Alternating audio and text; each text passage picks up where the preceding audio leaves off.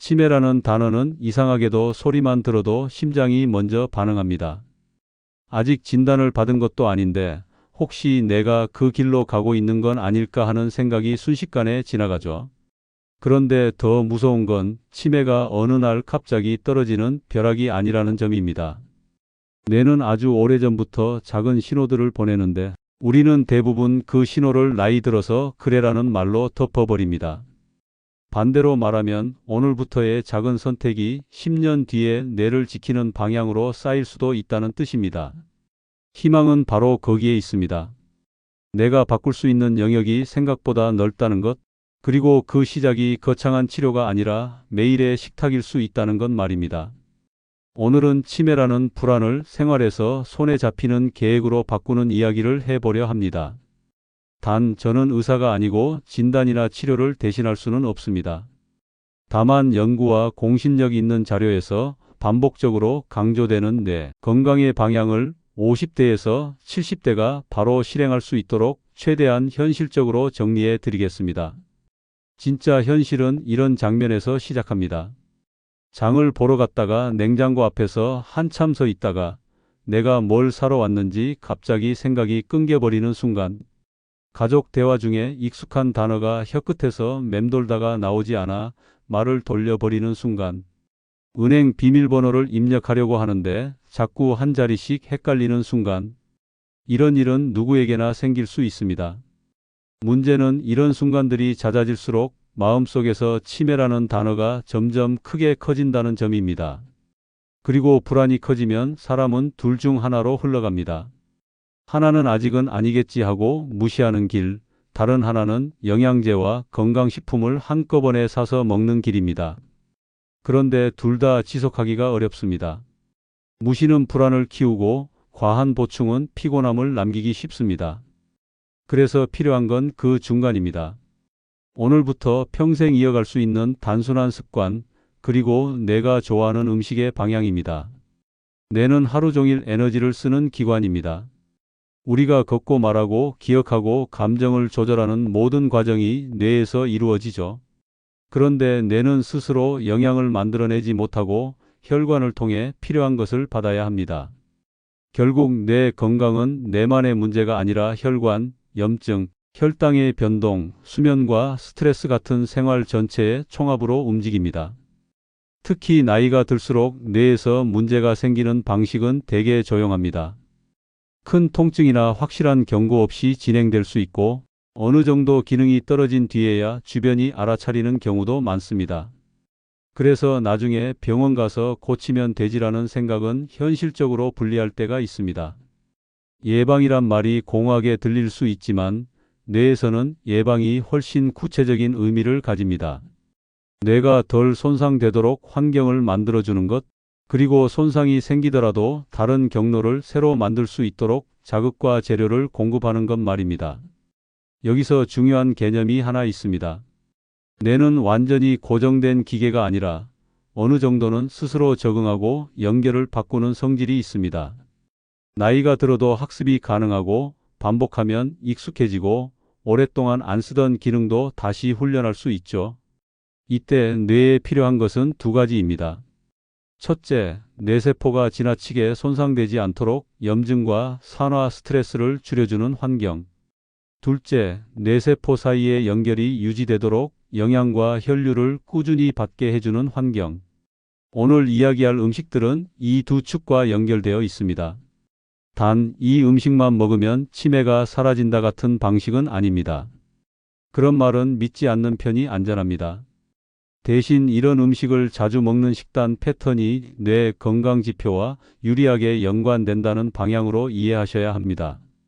뇌는 한 번의 선택이 아니라 누적된 선택에 반응하니까요. 그럼 이제 뇌 건강을 위해 자주 언급되는 5가지 식탁의 재료를 말씀드리겠습니다. 5가지라고 해서 부담 가질 필요는 없습니다. 오늘부터 하나만 추가해도 충분히 시작입니다. 첫 번째는 견과류, 그 중에서도 뇌 건강 연구에서 반복적으로 등장하는 종류들입니다. 견과류는 지방이 많아서 살이 찔까 걱정하시는 분들이 많지만 적정량을 지키면 오히려 좋은 방향의 지방과 미량 영양소를 공급할 수 있습니다. 뇌는 지방 성분이 많은 기관이고 세포막과 신경 전달 구조에도 지방 성분이 필요합니다. 그래서 견과류가 뇌에 필요한 재료를 주는 쪽으로 자주 언급됩니다. 다만 여기서 핵심은 많이가 아니라 꾸준히 조금입니다. 하루 한 줌을 기준으로 3대, 체중 관리가 필요하다면 더 줄여도 됩니다. 또 한 가지는 상태입니다. 견과류는 오래 방치하면 풍미가 떨어질 뿐 아니라 변질 가능성도 있으니 소량씩 사서 보관을 신경 쓰는 편이 낫습니다. 알레르기가 있는 분은 당연히 피해야 하고 소화가 약한 분은 잘게 부수거나 요거트에 섞어 천천히 시작하는 것이 좋습니다. 이 단계에서 중요한 건 견과류를 먹는다가 아니라 간식의 자리를 견과류가 대신한다는 구조입니다. 과자나 빵을 습관처럼 집어드는 시간대를 견과류로 바꾸는 순간 뇌 건강뿐 아니라 혈당 변동과 염증의 방향도 함께 달라질 가능성이 커집니다. 두 번째는 푸른 잎 채소입니다. 시금치, 케일, 상추 같은 잎 채소를 떠올리시면 됩니다. 나이가 들수록 단백질을 챙기느라 고기와 생선을 먼저 떠올리는 분들이 많은데 뇌 건강 관점에서는 채소의 비중을 일정 이상 유지하는 것이 중요하다고 알려져 있습니다. 특히 잎채소에는 비타민과 엽산, 카로티노이드 계열 성분이 들어있어 뇌 건강과 연관된 연구들이 적지 않습니다. 여기서도 핵심은 대단한 요리가 아닙니다. 매일 한 접시를 목표로 하되 현실적으로 어렵다면 이틀에 한 번이라도 됩니다. 생으로 먹기 힘들면 살짝 데쳐서 나물로 만들거나 국에 넣어도 괜찮습니다. 다만 드레싱과 소스가 문제를 만들 수 있습니다. 샐러드 자체는 좋은 선택인데 달고 기름진 소스를 듬뿍 넣는 순간 뇌 건강이 아니라 혈당과 염증 쪽으로 불리해질 수 있습니다. 그래서 잎채소를 먹을 때는 양념을 단순하게 하고 기름은 소량만, 가능하면 신선하게 쓰는 쪽이 좋습니다. 혈액 응고 관련 약을 복용 중이거나 특정 질환이 있는 분은 잎채소 섭취량 변화를 의료진과 상의하는 편이 안전합니다. 뇌 건강을 지키겠다고 다른 위험을 만들면 안 되니까요. 세 번째는 올리브유 같은 불포화지방 중심의 기름을 조금 사용하는 습관입니다. 기름은 무조건 나쁘다고 생각하는 분들이 있지만 뇌와 혈관 건강을 함께 생각하면 지방의 종류와 사용 방식이 중요해집니다. 문제는 기름을 많이 먹는 것이 아니라 잘못된 형태로 과하게 먹는 것입니다. 튀김이나 반복 가열된 기름이 많은 식단은 부담이 될 수 있지만 채소를 먹을 때 소량의 기름을 곁들이는 방식은 지용성 영양소의 흡수에 도움이 될 수 있습니다. 여기서도 한 스푼이 핵심입니다. 크게 한 숟갈을 들이키는 방식이 아니라 한 끼에 몇 방울에서 작은 한 숟갈 정도로 충분합니다. 그리고 기름은 어디까지나 보조입니다. 기름이 주인공이 되는 순간 칼로리 과잉과 체중 증가로 다른 문제가 생길 수 있습니다. 뇌 건강을 위해서라면 기름은 채소를 더 잘 먹게 만드는 도구로 두는 편이 안전합니다. 네 번째는 베리류입니다. 블루베리, 라즈베리, 딸기처럼 색이 진한 열매들은 항산화 성분과 연관된 연구들이 자주 언급됩니다. 뇌는 활동량이 큰 기관이라 산화 스트레스와 연관된 논의가 많고 그래서 식단에서 항산화 성분이 풍부한 식품이 도움이 될 수 있다는 방향이 제시되곤 합니다. 하지만 여기서 흔한 함정이 있습니다. 베리를 주스로 마시는 것입니다. 주스는 섬유질이 줄고 흡수 속도가 빨라질 수 있어 당 조절이 필요한 분에게는 불리할 수 있습니다. 그래서 가능하면 통째로 소량을 꾸준히가 좋습니다. 요거트에 섞거나 오트밀에 곁들이거나 견과류와 함께 먹으면 포만감과 혈당 안정에 더 유리한 조합이 됩니다. 과일은 좋지만 과일만으로 끼니를 대신하거나 달콤한 과일을 하루 여러 번 반복하는 습관은 피하시는 편이 낫습니다. 뇌 건강을 챙기겠다고 혈당 변동을 키우면 결국 뇌 혈관에도 불리해질 수 있기 때문입니다. 다섯 번째는 향신료 중에서 연구가 자주 언급되는 강황 계열입니다. 다만 이 부분은 과장되게 소비되는 경우도 많기 때문에 더 차분하게 접근하셔야 합니다. 강황의 특정 성분이 염증 경로와 연관된 연구에서 다뤄지긴 하지만 이것 하나로 모든 것이 해결된다는 식의 메시지는 위험합니다. 다만 식단 전체를 건강하게 바꾸는 과정에서 강황을 맛과 향을 내는 보조 재료로 소량 활용하는 정도는 현실적으로 도움이 될 수 있습니다. 중요한 건 억지로 먹지 않는 것입니다. 몸에 맞지 않으면 위장이 불편할 수 있고 특정 약을 복용 중인 분은 상호작용 가능성을 고려해야 합니다. 그래서 강황은 필수 과제가 아니라 선택 과제입니다. 나는 네 가지는 할 수 있는데 강황은 어렵다면 그건 아주 좋은 출발입니다. 뇌는 한 가지가 아니라 전체 패턴에 반응합니다. 여기까지 들으시면 이런 생각이 드실 수 있습니다. 결국 또 좋은 음식 목록 아니냐고요? 맞습니다. 그런데 오늘의 핵심은 목록이 아니라 먹는 방식입니다. 같은 재료라도 어떻게 먹느냐에 따라 의미가 달라집니다. 그래서 지금부터가 가장 중요합니다. 아무리 좋은 음식도 생활 속에 들어오지 못하면 아무 소용이 없습니다.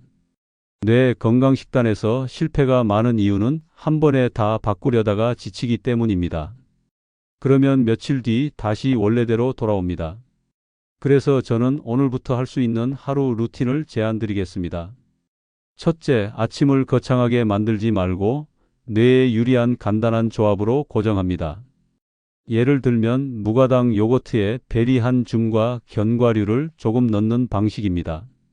씹기 불편하면 견과류를 잘게 부숴도 되고 베리가 없으면 다른 과일로 대체하되 양을 줄이면 됩니다. 핵심은 아침에 단맛만으로 시작하지 않는 것입니다. 둘째, 점심이나 저녁 중 한 끼의 잎채소를 반찬 한 가지로 고정합니다. 샐러드가 아니어도 됩니다. 국에 넣어도 되고 나물로 해도 됩니다. 다만 양념은 단순하게, 소스는 적게, 기름은 소량으로 둡니다. 셋째, 간식의 규칙을 정합니다. 배가 고프면 무조건 빵과 과자로 가는 구조를 끊어야 합니다. 견과류나 삶은 달걀처럼 단백질과 지방이 조금 섞인 간식을 준비해두면 선택이 쉬워집니다. 넷째, 저녁 이후의 습관을 단순화합니다. 밤에 달콤한 것을 먹는 습관은 수면의 질을 흔들고 다음 날의 집중력을 무너뜨릴 수 있습니다. 물이나 따뜻한 차로 마무리하는 루틴을 만들면 뇌가 회복할 시간을 확보하기가 더 쉬워집니다. 여기서 잘못된 습관과 더 나은 습관을 딱 한 번 비교해 보겠습니다. 잘못된 습관은 치매가 무서워서 갑자기 비싼 영양제를 잔뜩 사서 먹고 식사는 그대로 두는 것입니다. 더 나은 습관은 식탁의 구조를 바꾸고 영양제는 필요할 때만 의료진과 상의해 최소로 두는 것입니다. 잘못된 습관은 과일을 건강식이라고 믿고 자주 먹고 주스로 마시는 것입니다. 더 나은 습관은 과일은 통째로 소량, 그리고 견과류나 요거트와 함께 먹어 흡수 속도를 완만하게 만드는 것입니다. 잘못된 습관은 채소를 먹는다고 하면서 달고 기름진 소스를 잔뜩 곁들이는 것입니다. 더 나은 습관은 양념을 단순화하고 채소 자체를 많이 먹는 구조를 만드는 것입니다. 잘못된 습관은 한 주 동안 완벽하게 하다가 지쳐서 포기하는 것입니다. 더 나은 습관은 오늘 한 가지, 내일 한 가지로 늘리며 평생 갈 수 있게 만드는 것입니다. 이제 정리하겠습니다. 치매는 두려운 단어지만 그 두려움이 곧바로 절망을 뜻하는 것은 아닙니다. 뇌는 혈관과 염증과 혈당 변동, 수면과 스트레스의 영향을 받는 기관이고 그중 식탁은 우리가 매일 손댈 수 있는 가장 큰 영역입니다. 견과류를 간식의 자리에 두는 것, 잎채소를 하루 한 접시로 고정하는 것, 기름은 소량으로 보조 역할만 하는 것, 베리류는 주스가 아니라 통째로 소량 꾸준히 먹는 것, 강황은 선택적으로 소량 활용하는 것, 그리고 무엇보다 중요한 것은 한 번에 바꾸지 말고 하루 루틴에 끼워 넣어 습관으로 만드는 것입니다. 오늘 한 끼가 10년 뒤 뇌를 완성하지는 않습니다. 하지만 오늘의 한 끼가 매일 쌓이면 그건 분명히 다른 미래를 만듭니다. 이 내용이 도움이 되셨다면 구독과 좋아요를 눌러주세요. 여러분의 관심이 채널 성장에 큰 도움이 됩니다. 댓글로 요즘 가장 걱정되는 증상이 무엇인지 그리고 바꾸기 어려운 식습관이 무엇인지 한 줄만 남겨주시면 그 패턴을 중심으로 다음 콘텐츠를 설계하겠습니다. 오늘부터는 치매라는 단어를 두려움으로만 두지 말고 내 식탁을 정리하는 신호로 바꿔보시기 바랍니다.